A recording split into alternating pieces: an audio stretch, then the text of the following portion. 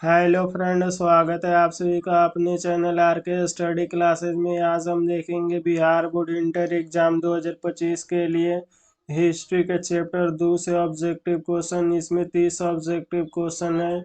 ये 30 objective question आपके final exam के लिए बहुत ज़्यादा महत्वपूर्ण है। यही प्रश्न बार बार रिपीट करता है, तो आप लोग वीडियो को शुरू से लेकर अंत तक देखिएगा और अपने दोस्तों के पास शेयर कर दीजिएगा ताकि वो भी याद कर लें। और आप लोग व्हाट्सएप ग्रुप में जुड़ना चाहते हैं तो आप लोग इस नंबर पर मैसेज करके बोलिए सर हमको व्हाट्सएप ग्रुप में जोड़ दीजिए। हम आपको व्हाट्सएप ग्रुप में जोड़ देंगे। 7209072298। बस आपको इस नंबर पर मैसेज करके बोलना है सर हमको व्हाट्सएप ग्रुप में जोड़ दीजिए, हम आपको व्हाट्सएप ग्रुप में जोड़ देंगे। तो चलते हैं बिना कुछ देरी के हुए क्लास को स्टार्ट करते हैं। चलते हैं पहले नंबर प्रश्न पे। पहला नंबर प्रश्न है, शीत युद्ध की शुरुआत कब से माना जाता है? तो आपको बताना है शीत युद्ध की शुरुआत कब से होती है। ऑप्शन ए 1945 के बाद, ऑप्शन बी 1947 के बाद, ऑप्शन सी 1950 के बाद, ऑप्शन डी 1960 के बाद। तो ये 1945 के बाद शीत युद्ध माना जाता है, यानी ये नंबर बिल्कुल ही राइट आंसर हो जाएगा। चलते हैं 2 नंबर प्रश्न पे। 2 नंबर प्रश्न है, कौन से दो गुटों के बीच शीत युद्ध चला था? तो आपको बताना है वो कौन से दो गुट थे जिनको बीच शीत युद्ध चला था। ऑप्शन ए जर्मनी फ्रांस के बीच, ऑप्शन बी भारत चीन के बीच, ऑप्शन सी अमेरिका सोवियत संघ के बीच, ऑप्शन डी अमेरिका ब्रिटेन के बीच। तो ये अमेरिका सोवियत संघ के बीच चला था, यानी सी नंबर बिल्कुल ही राइट आंसर हो जाएगा। चलते हैं 3 नंबर प्रश्न पे। 3 नंबर प्रश्न है, सोवियत संघ में समाजवादी शासक की स्थापना कब हुई थी? आपको बताना है समाजवादी शासक की स्थापना कब हुई थी। Option A 1917, option B 1922, option C 1925, option D 1991। तो ये 1917 में हुआ था, यानी ये नंबर बिल्कुल राइट आंसर हो जाएगा। चलते हैं 4 नंबर प्रश्न पे।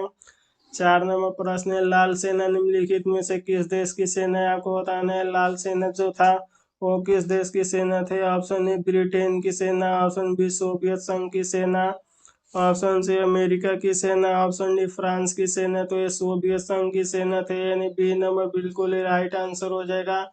चलते हैं 5 नंबर प्रश्न पे। 5 नंबर प्रश्न, हिरोशिमा और नागासाकी में परमाणु बम का प्रयोग कब किया गया था? Option A 1943, option B 1944, option C 1945, option D 1946। तो ये 1945 में किया गया था, यानी सी नंबर बिल्कुल ही राइट आंसर हो जाएगा। चलते हैं 6 नंबर प्रश्न पे। 6 नंबर प्रश्न, मार्शल योजना कब शुरू हुआ? आपको बताना है मार्शल सेना की गठन कब हुए थे। ऑप्शन ए 1945 में, option B 1946, option C 1947, option D 1948। तो 1948 में गठन हुआ था, यानी डी नंबर बिल्कुल ही राइट आंसर हो जाएगा। चलते हैं 7 नंबर प्रश्न पे। 7 नंबर प्रश्न है, सोवियत संघ द्वारा बर्लिन की नाकाबंदी कब हुई थी? Option A 1948, option B 1950, option C 1952, option D 1956। तो 1948 में हुई थी, यानी ये नंबर बिल्कुल ही राइट आंसर हो जाएगा। चलते हैं 8 नंबर प्रश्न पे। 8 नंबर प्रश्न है, नाटो की स्थापना कब हुई थी? आपको बताना है नाटो की स्थापना कब किया गया था। ऑप्शन ए 4 अप्रैल 1949, ऑप्शन बी 15 अगस्त 1947, ऑप्शन सी 8 अप्रैल 1975, ऑप्शन डी 9 जून 1975।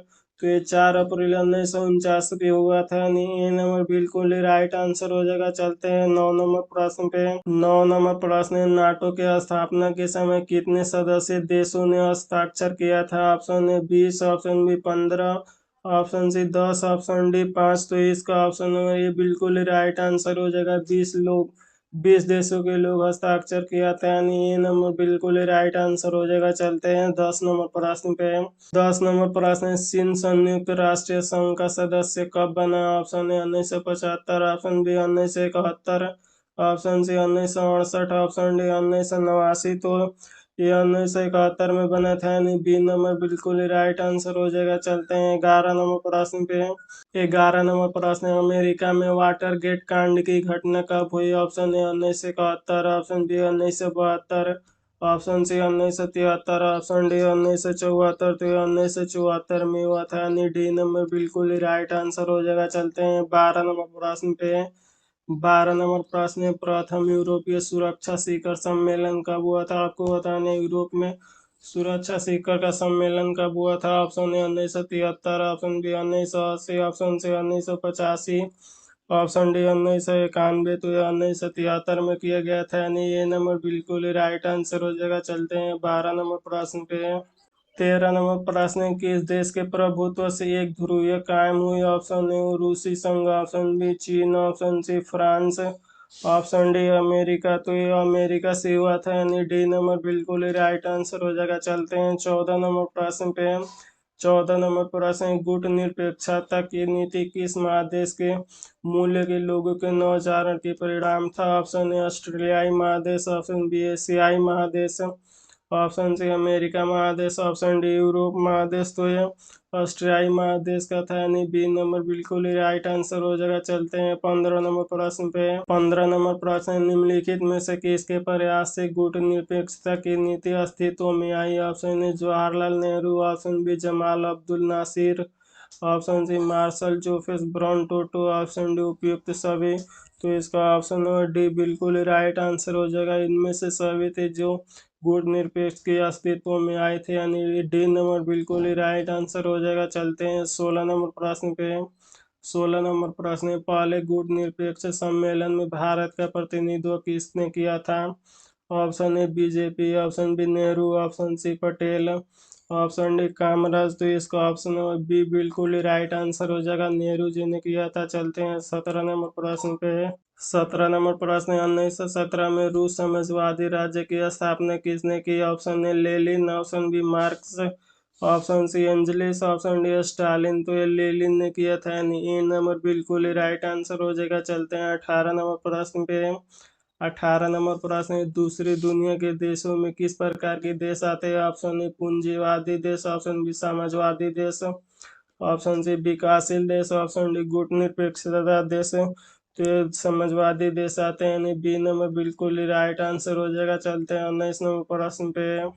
19 नंबर प्रश्न है, गुट निरपेक्ष देश का शिखर सम्मेलन नई दिल्ली में कब आयोजित किया था गया था? ऑप्शन ए 1982 में, ऑप्शन बी 1983 में, ऑप्शन सी 1984, ऑप्शन डी 1985। तो 1983 में किया गया था, यानी बी नंबर बिल्कुल राइट आंसर हो जाएगा। चलते हैं 20 नंबर प्रश्न पे।